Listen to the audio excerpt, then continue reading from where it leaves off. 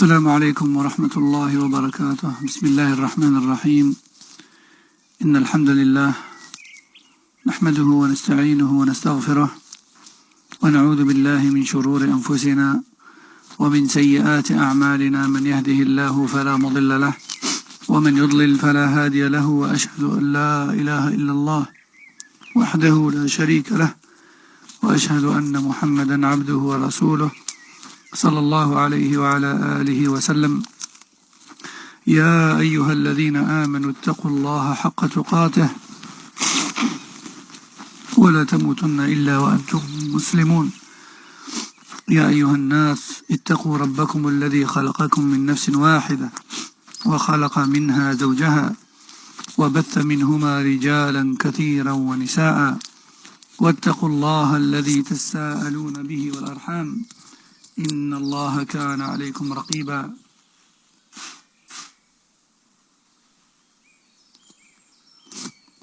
يا أيها الذين آمنوا اتقوا الله وقولوا قولا سديدا يصلح لكم أعمالكم ويغفر لكم ذنوبكم، ومن يطع الله ورسوله فقد فاز فوزا عظيما.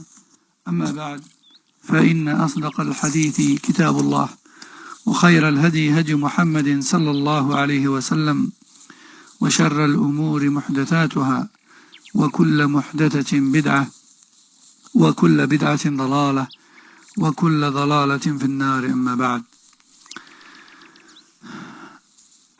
ما زلنا مع الحياة الزوجية وبعض الأسباب التي تعين على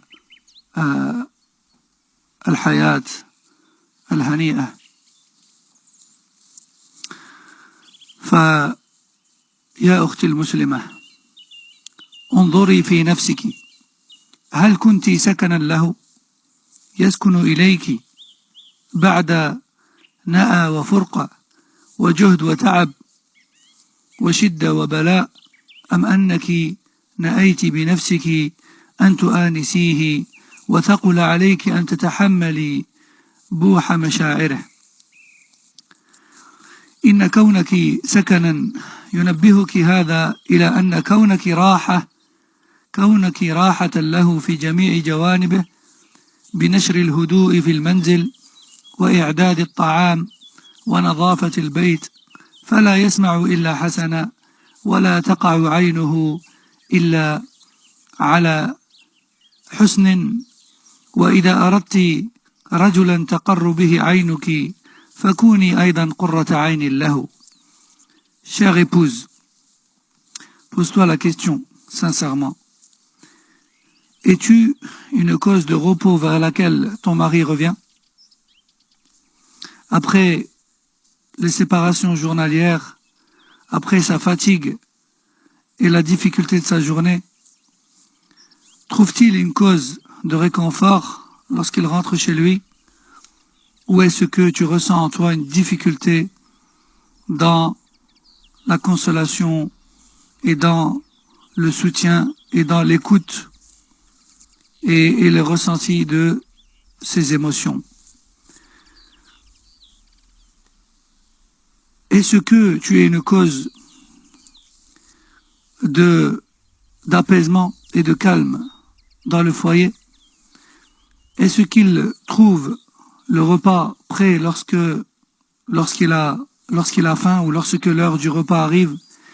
Est-ce qu'il trouve le foyer propre et rangé? Est-ce que tu fais en sorte à ce qu'il n'entende de toi qu'une chose agréable à entendre, et à ce qu'il ne voit en toi que de bonnes choses à voir et à regarder? Car si toi, chère sœur, tu veux un mari apaisant, facile à vivre, qui soit la prunelle de tes yeux, il faut que tu sois la même chose pour lui. Il faut que tu sois également la même chose pour lui. أوصى عبد الله ابن جعفر ابنته عند زواجها فقال: إياك والغيرة، إياك والغيرة، فإنها مفتاح الطلاق وإياك وكثرة العتب فإنه يورث البغضاء وعليك بالكحل فإنه أزين الزين وأطيب الطيب الماء. ونصحت ابنتها في ليلة الزفاف فقالت عليك بالقناعة والسمع والطاعة والعفة والوداعة راعي الأميال وحافظي على الأموال وساعدي في الأعمال واعملي ما يسره واكتمي سره ولا تعصي أمره واستري على عيبه وعلى جيبه وتوددي له في شيبه صوني لسانك وتخيري جيرانك واثبتي في إيمانك. فأين أنت أيتها الفاضلة من هذه الوصايا الثمينة لتعطيها لرجل قال فيه صلى الله عليه وسلم هو جنتك ونارك. Lorsque Abdullah ibn Ja'far, qu'Allah lui fasse miséricorde, a marié sa fille, il lui a dit prends garde à la jalousie, prends garde à la jalousie. Écoutez bien cette exhortation. Il lui a dit prends garde à la jalousie. Et ici j'en profite entre parenthèses pour parler d'un fléau très fréquent dans notre communauté, qui est la jalousie que j'appelle la jalousie destructrice. Les ulama disent que la jalousie est de deux types, la jalousie louable et la jalousie blâmable. La jalousie louable, c'est celle qui fait perdurer le couple et qui fait ressentir à chacun des deux que l'autre tient à lui et qu'il ne souhaite pas que les autres hommes ou les autres femmes profitent de ses qualités avec lui ou avec elle. D'accord? Ça, c'est une jalousie naturelle qui est innée en l'être humain, qui a encore toute sa raison saine. Mais il y a une autre jalousie, qui est la jalousie blâmable, que j'appelle, comme j'ai dit, la jalousie destructrice.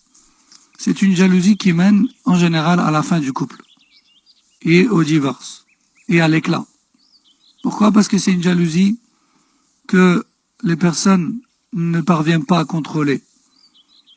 Ne parviennent pas à contrôler. Cette jalousie est souvent accompagnée de beaucoup de waswas, beaucoup de doutes, beaucoup d'accusations à tort, et beaucoup d'exagérations, et beaucoup de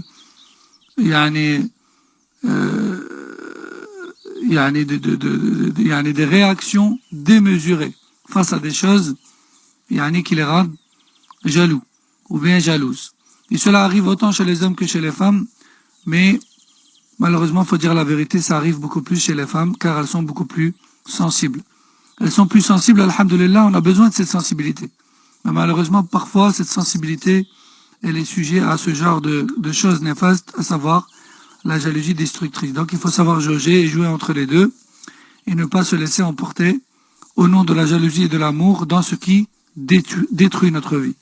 Parce que beaucoup de personnes de ce genre ne se contrôlent pas et n'écoutent pas les gens qui les conseillent, jusqu'à détruire leur couple et se retrouver divorcés, et puis après cela, ils regrettent, mais c'est trop tard.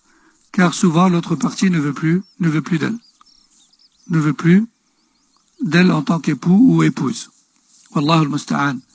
Donc je reviens à ce salaf, qui est Abdullah ibn Ja'far, qui a marié sa fille, et qui lui a dit, le jour de son mariage, prends garde à la jalousie. Prends garde à la jalousie, car c'est ce qui mène vers le divorce. Et il parle de la jalousie destructrice. Prends garde à la jalousie, car la jalousie mène au divorce. Et prends garde à ne pas faire à ton mari des remarques à tout va, car cela ouvre la porte de la haine et de la diminution des sentiments. Certaines femmes, et entre parenthèses, c'est l'occasion de le dire, certains hommes aussi, ne peuvent s'empêcher de faire des remarques à tout va. De faire des remarques à tout va. Pourquoi t'as posé ça comme ça, pourquoi pas comme ça? Pourquoi t'as rangé ça comme ça et pas comme ça? Pourquoi t'as mis telle couleur et pas telle couleur? Pourquoi, des remarques inutiles. sincèrement des remarques inutiles. Et ces remarques-là, eh bien, à force de se multiplier, elles ne sont plus écoutées d'une oreille attentive. Plutôt elles vont directement au cœur et elles blessent ce cœur. Et elles diminuent son amour et elles augmentent sa haine, malheureusement. Garde tes remarques pour les choses importantes. Fais-toi facile à vivre et tâche de ne pas faire des remarques à tout va. Ainsi, lorsque tu feras une remarque sur une chose vraiment importante, tu seras écouté.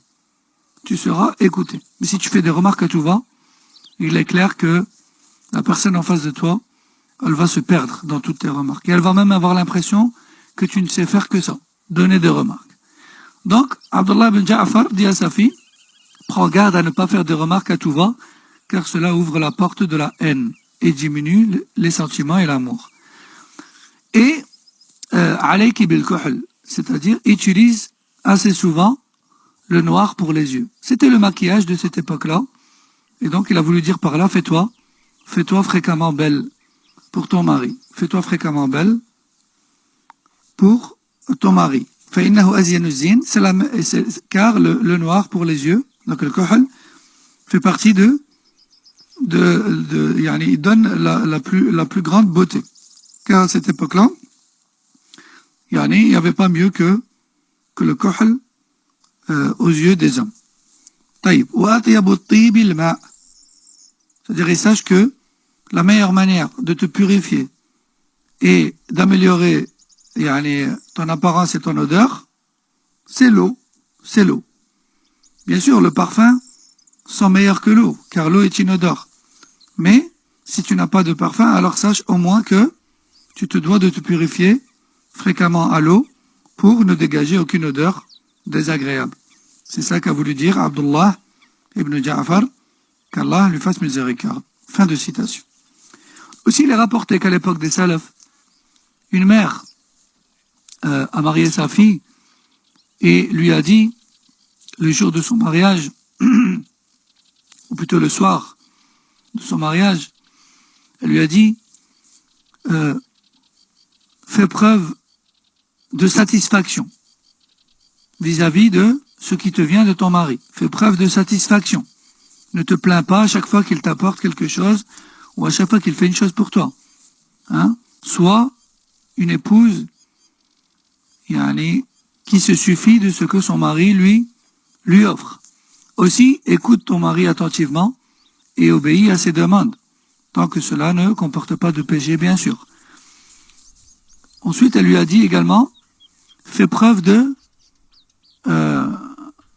pudeur et de pudeur et de piété. Dans le sens, préserve ta chasteté. Préserve ta chasteté et ne déshonore pas ton mari. Aussi, fais preuve de wada'a. Le wada'a, c'est quoi?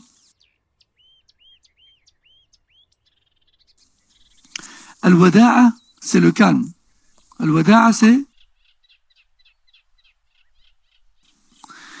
Donc, afwan, j'ai eu une coupure. Donc, je disais que parmi les conseils de cette mère à sa fille, il y avait également le fait de hafidha ala al-amwal. Donc, préserve les biens de ton mari en son absence. Préserve les biens de ton mari. Et subhanallah, cette chose est prise à la légère par beaucoup de femmes. Beaucoup de femmes, sous prétexte qu'elles s'entendent bien avec son mari, elles pensent qu'il ne dira rien. Alors elle se permet de faire des choses.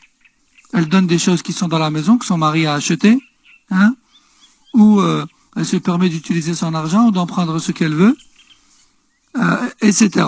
Et ça, c'est pas permis sans son autorisation. Ça, c'est pas permis sans son autorisation. Donc elle lui a dit, hafidha ala al-amwal. Préserve ses biens. Préserve ses biens en son absence. Wasa'idi fil a'mal. Et fais-toi utile et aide-le dans un maximum de tâches. Fais-toi utile et aide-le dans un maximum de tâches. Ensuite, elle a dit, et fais tout ce qu'il aime et délaisse tout ce qu'il déteste. Et ne désobéis pas à ses ordres. Et cache ses défauts et ne les propage pas parmi les gens. Aussi, parmi les conseils que cette femme vertueuse a donné à sa fille, à l'époque des salafs, Elle lui a dit tawaddadi lahu fi shaybihi. Hein? Augmente ta douceur envers lui lorsqu'il prendra de l'âge. Lorsqu'il prendra de l'âge. Et lorsqu'il deviendra plus vieux, lorsqu'il deviendra vieux, hein, et âgé, sois encore plus douce envers lui. Sois encore plus douce envers lui. Et préserve ta langue. Préserve ta langue. C'est-à-dire, ne dis pas des paroles mauvaises. Aussi, choisis les voisines que tu fréquentes. Choisis et sélectionne les voisines que tu fréquentes et reste ferme sur ta foi. Et ça aussi, c'est très important. Ça aussi, c'est très important. Parfois, sous prétexte que c'est une voisine, alors, je la fréquente ou j'écoute tout ce qu'elle me dit. Non. Choisis et sélectionne les voisines que tu fréquentes de la même manière que tu choisis et tu sélectionnes tes amis et tes copines. C'est pareil. Et d'ailleurs, c'est aussi valable pour l'homme, tout ça. Et donc, cette femme a clôturé ses conseils par la fermeté sur la foi. Reste ferme sur ta foi. Alors maintenant, pose-toi la question, chère sœur. Est-ce que tu appliques dans ta vie de tous les jours ces recommandations-là? Si oui, alors alhamdulillah, continue dans ce sens. Si pas, alors ressaisis-toi et corrige ce qui est passé, corrige ce que tu ne savais pas, hein, ou encore ce que tu as oublié parmi les choses que tu savais au début du mariage, puis que la routine, les épreuves de la vie t'ont fait oublier. Car ça arrive également. Et sache que les recommandations de cette femme à sa fille sont très importantes pour toi. Pourquoi? Car le prophète sallallahu alayhi wa sallam t'a recommandé d'être de cette manière-là vis-à-vis d'un homme qui est pour toi la cause de l'entrée au paradis ou en enfer. De l'entrée au paradis ou en enfer. Et une chose ou une personne qui te causera l'entrée au paradis ou en enfer est une chose ou une personne à laquelle il faut donner toute son attention. وقبل أن يطالب المرء صاحبه بأمر ليتفكر في نفسه أين هو منه وهل يفعل تجاهه ما يريد منه قال صلى الله عليه وسلم فمن أحب أن يزحزح عن النار ويدخل الجنة فلتأته منيته وهو يؤمن بالله واليوم الآخر وليأتي إلى الناس الذي يحب أن يؤتى إليه. Mais avant d'exiger chez ton épouse ce que tu aimerais avoir, et avant d'exiger en ton mari ce que tu aimerais avoir, alors demande-toi tout d'abord où en es-tu toi par rapport à ce que tu exiges. Hein? Car comme on dit, sois avec les autres comme tu aimerais qu'ils soient avec toi.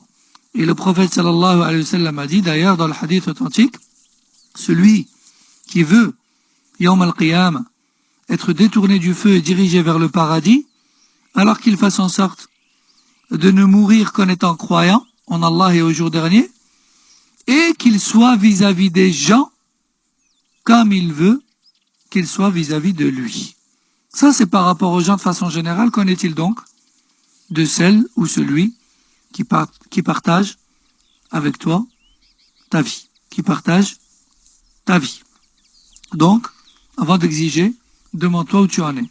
Alors que aucun et aucune ne pointe l'autre du doigt en lui disant « ça te concerne », moi je dirais plutôt « ça vous concerne » et je pointe mes deux doigts vis-à-vis, mes deux doigts envers les deux. Ça vous concerne. Et il est une erreur d'attendre que l'autre fasse pour que je fasse. Non. Ce sont des obligations qu'Allah nous a données vis-à-vis de l'autre. D'accord? Et ce n'est pas du donnant-donnant. Hein? Lorsqu'on est souriant envers l'autre, lorsqu'on est obéissant envers l'autre, lorsqu'on est doux envers l'autre, lorsqu'on est agréable et facile à vivre, lorsque on a un bon comportement lorsqu'on a du respect envers l'autre, etc. Ça, c'est une obligation, c'est une adoration. C'est un ordre d'Allah et de son messager, sallallahu alayhi wa sallam. C'est pas pour te faire plaisir. Donc, n'attends pas que l'autre fasse pour que tu fasses. Non. Fais.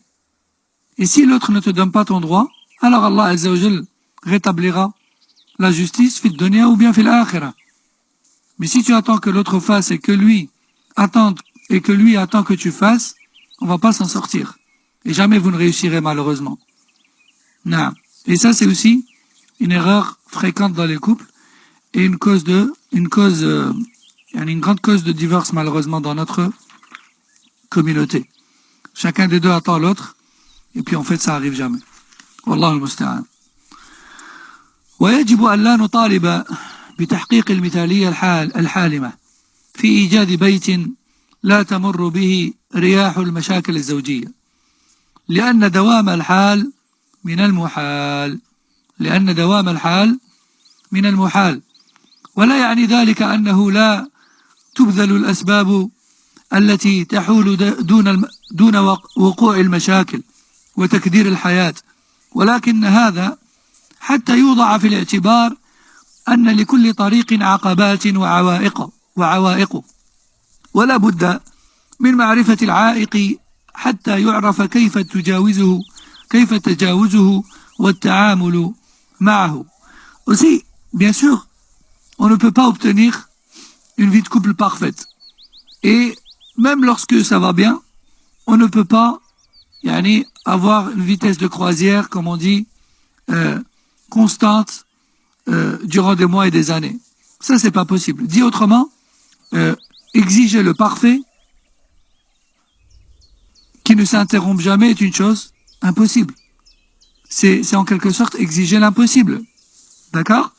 Mais ce n'est pas parce que la vie parfaite est impossible dans cette dunya qu'on ne doit pas pour autant se donner les moyens et effectuer les causes qui nous préservent des conflits ou qui minimisent les conflits ou qui nous aident à affronter les situations de conflit et les moments de conflit dans la vie. Parce que si on ne se prémunise pas contre les conflits, malheureusement on va avoir une vie instable, une vie pleine de désaccords, une vie pleine de disputes. Et ça, eh bien, c'est pas agréable. Et ce n'est pas ça la vie de couple qu'Allah et son messager nous ont. Ce n'est pas ça la vie de couple que le respect des règles ou des recommandations prophétiques permet d'avoir. Ce n'est pas la vie de couple que le respect des conseils prophétiques permet d'avoir. Donc, en général, lorsque les gens veulent se marier, ils ne pensent qu'aux belles choses, ils ne pensent qu'aux choses toutes belles et toutes roses. La vie n'est pas toujours toute belle et toute rose. Certes, alhamdulillah, dans le mariage, il y a beaucoup de bons moments, il y a beaucoup de belles choses, mais il n'y a pas que des belles choses. Hein. Et si on parle des problèmes, c'est pas parce que le mariage ne contient que des problèmes, loin de là. Mais c'est parce que les belles choses, on ne s'y prépare pas. On les prend comme elles viennent. On les prend comme elles viennent, alhamdulillah. Mais les conflits et les soucis et les problèmes de couple, c'est à ça qu'il faut se préparer. Car beaucoup de nos frères et de nos sœurs, malheureusement, ne sont pas préparés. Et dès les premières tempêtes, eh bien, tout s'écroule. Malheureusement. Et c'est à ça que sert cette petite série de conférences. Inch'Allah ta'ala. Donc, il faut être prêt, il faut savoir faire face, donc, aux conflits et aux moments difficiles. وقد قال بعض السلف إن المشاكل هي ملح الحياة الزوجية. إن المشاكل هي ملح الحياة الزوجية لما يحدث بعدها من القرب والمودة والألفة.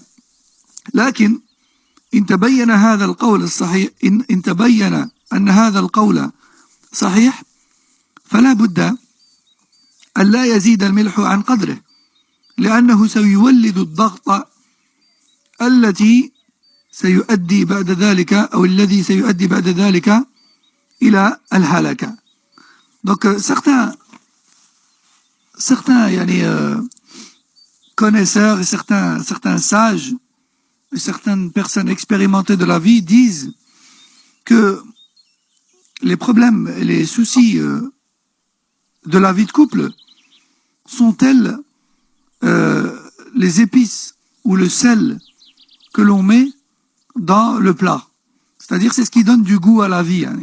C'est ce qui donne du goût à la vie. Si la vie était toujours monotone et que tout allait bien, eh bien à un moment donné on se lasserait et on prendrait pas, on oublierait en fait le bienfait de la vie paisible. Mais de temps en temps, lorsqu'il y a des petits soucis ou des petits désaccords par-ci par-là, eh bien on se rend compte du bienfait de l'entente. Et puis dès lors que le couple se réconcilie, eh bien, masha'Allah, ils prennent goût et ils prennent plaisir à l'entente. Ils prennent du plaisir à profiter de l'entente. Mais attention, le surplus de sel et d'épices dans la nourriture provoque bien sûr, comme on dit, de l'hypertension et bon nombre de soucis de santé. Donc, les petits soucis dans la vie de couple, c'est bien, ça rapproche, mais trop de soucis, eh bien, ça brise la relation, et ça casse la relation, et ça mène au péril la relation. Donc, comme on dit, ma zada ala haddeh, inqalaba ila diddeh.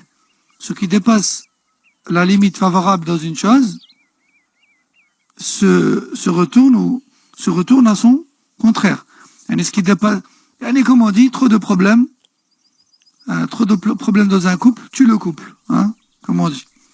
كما ينبغي ألا تدفعنا مثل هذه الأقوال إلى اختلاق المشاكل التي تكدر حياتنا، فلعل المشاكل تكون ملحا عند من وجد بعد زوالها نتيجة حسنة، أما من رأى لها أثرا سيئا أو دمارا لأسرة فلا أتصور أنه يحمد ما قام في حياته من المشاكل. Donc, il ne faut pas multiplier les soucis et les conflits. Hein?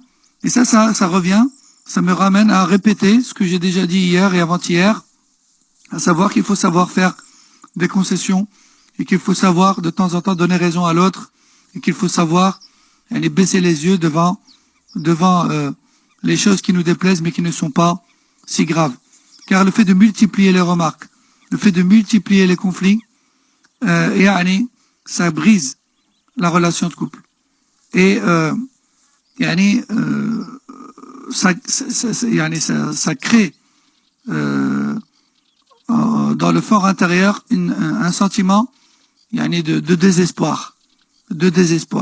Lorsqu'il y a un conflit, 2 conflits, 3 conflits, 4 conflits, lorsqu'on a été en désaccord pendant 1 semaine, 2 semaines, 1 mois, 2 mois, bon, sur une vie, c'est pas grand chose. On peut toujours avoir de l'espoir et du ressaisissement.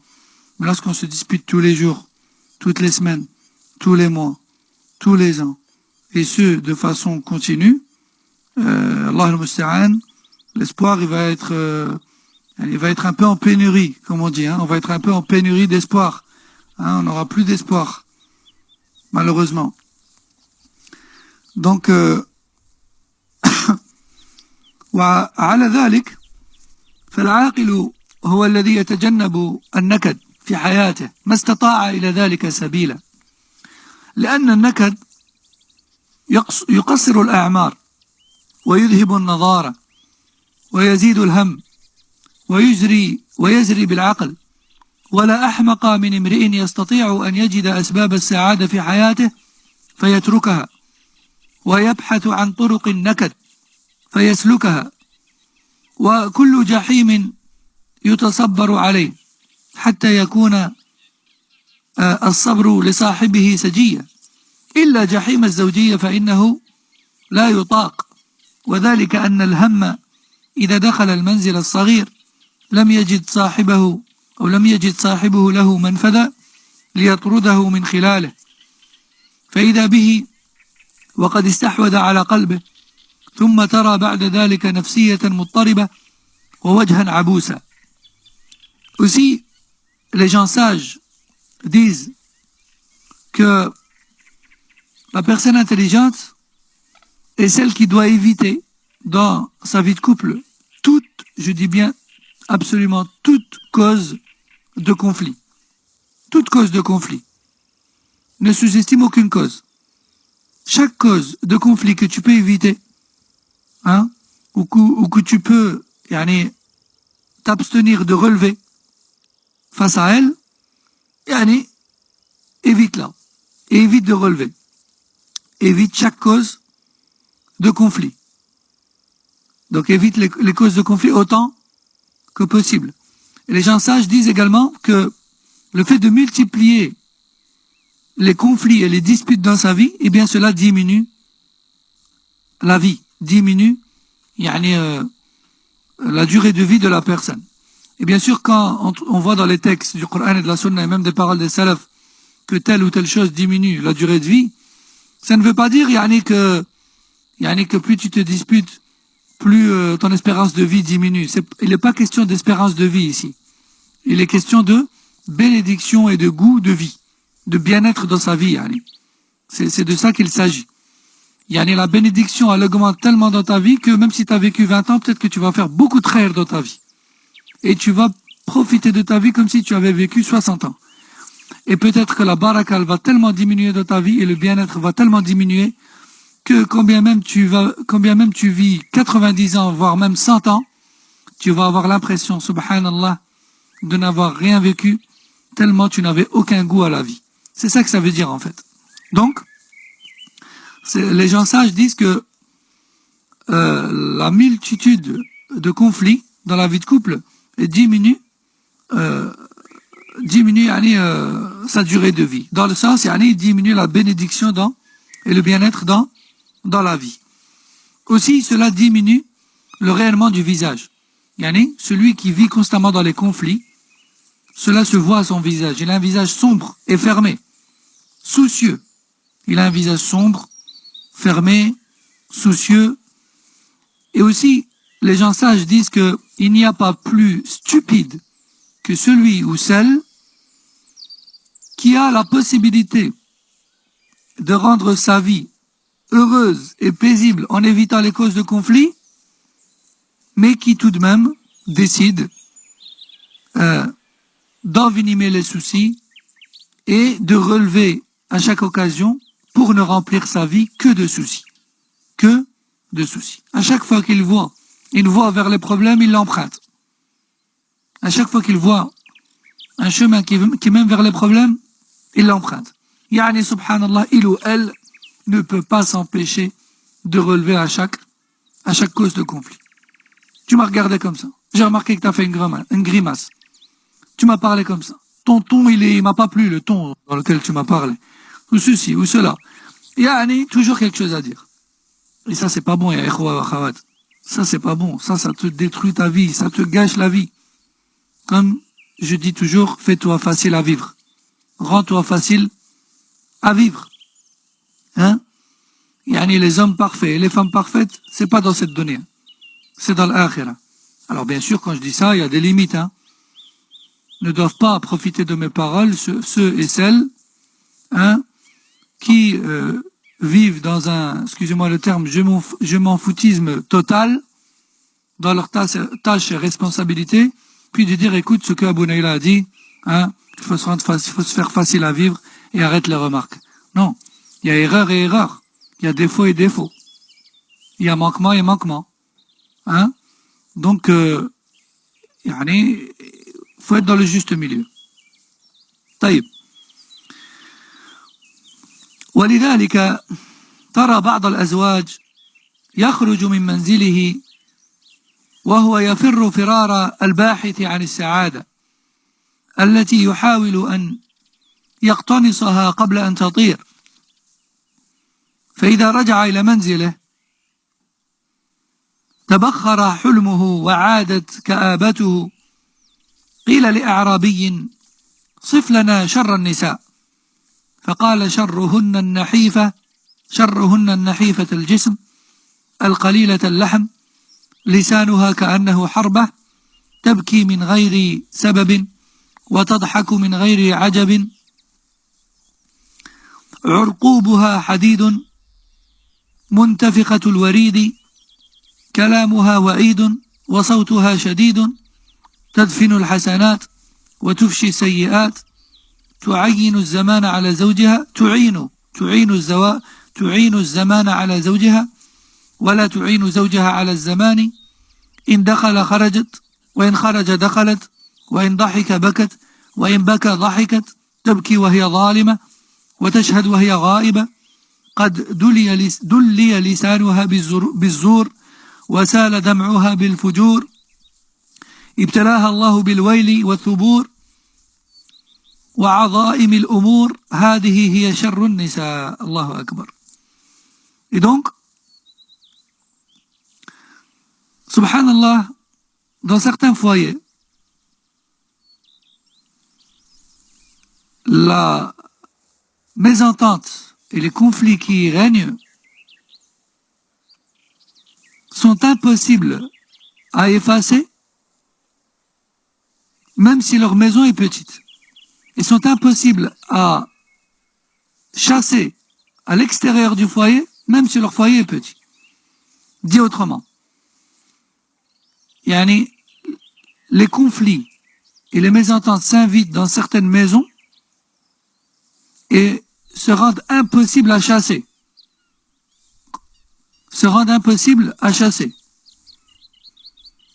Au point où certains époux et épouses ne trouvent le repos qu'une fois sortis de la maison.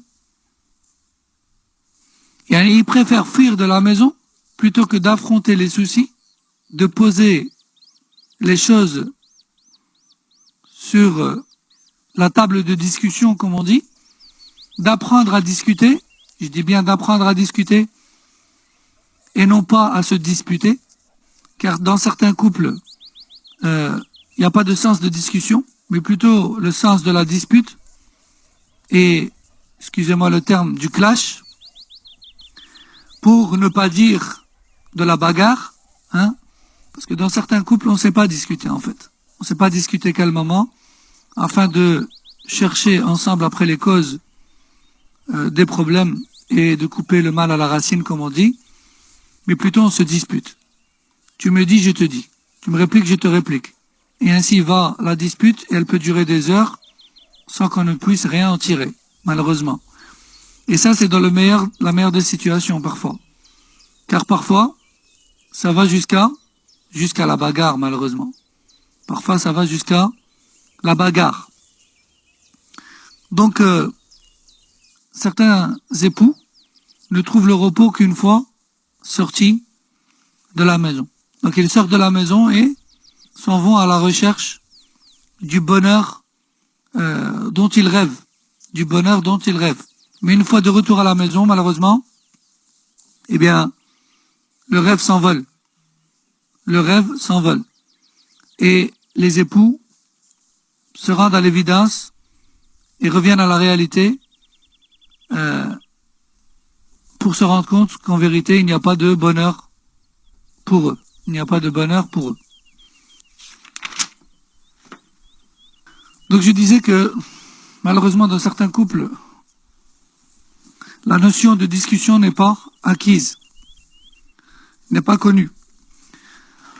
Donc, dans certains couples, les sujets de conflit se multiplient et le couple ne parvient pas à discuter.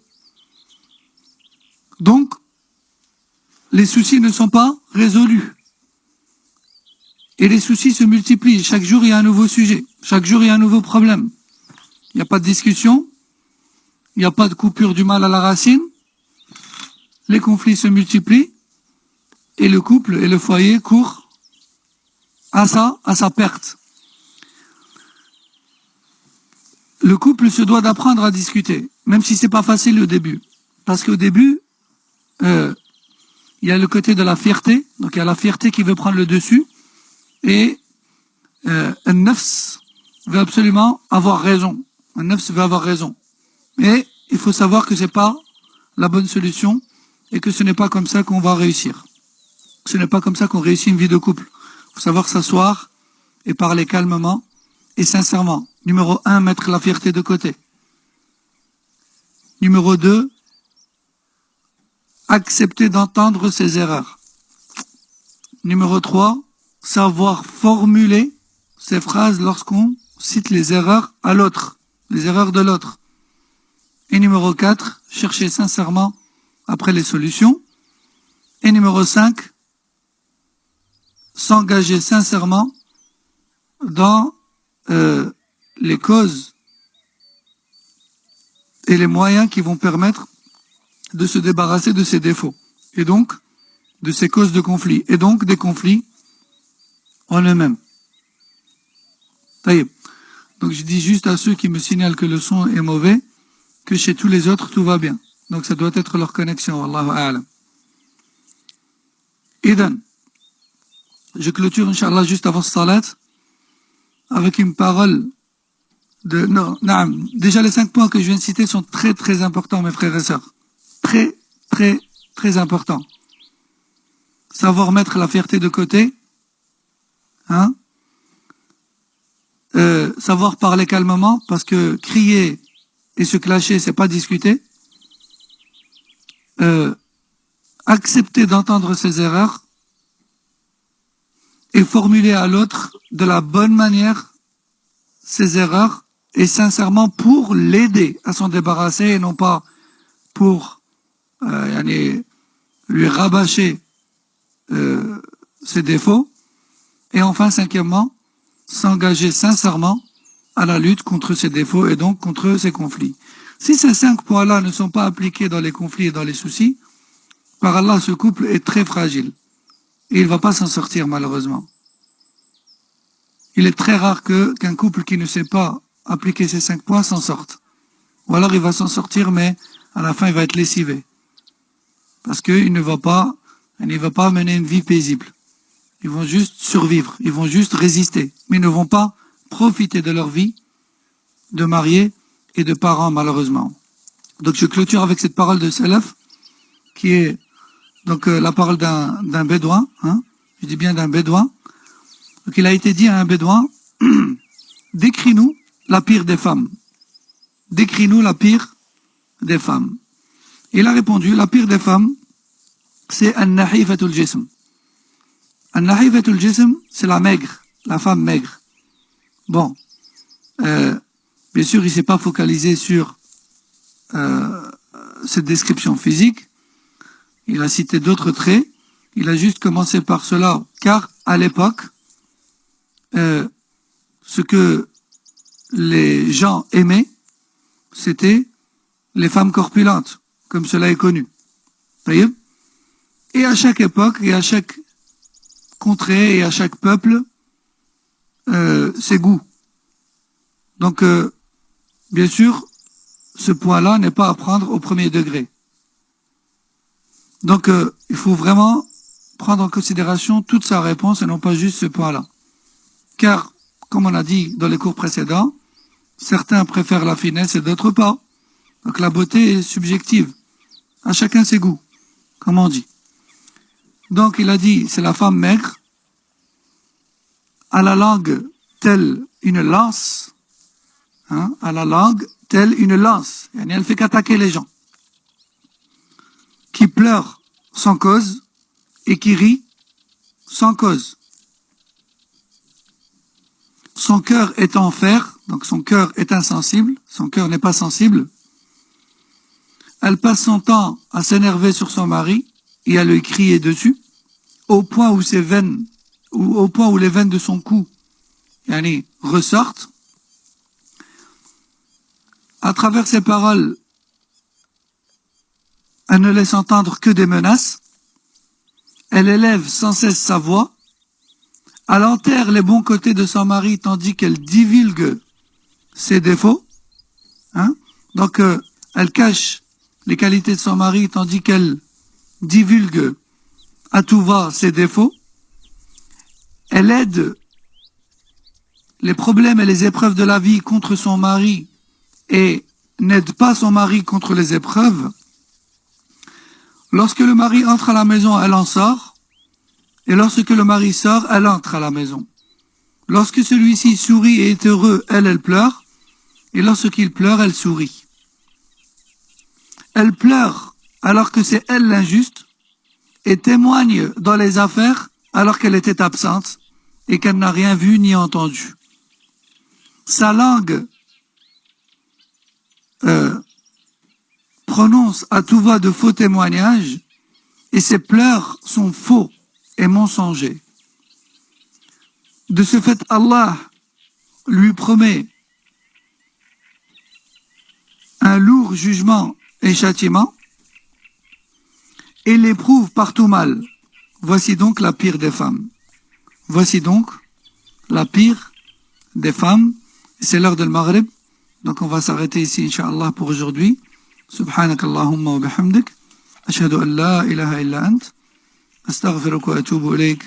Wa sallallahu sallam ala nabiyyina Muhammad wa ala alihi wa sahbihi. Assalamu alaikum wa rahmatullahi wa barakatuh.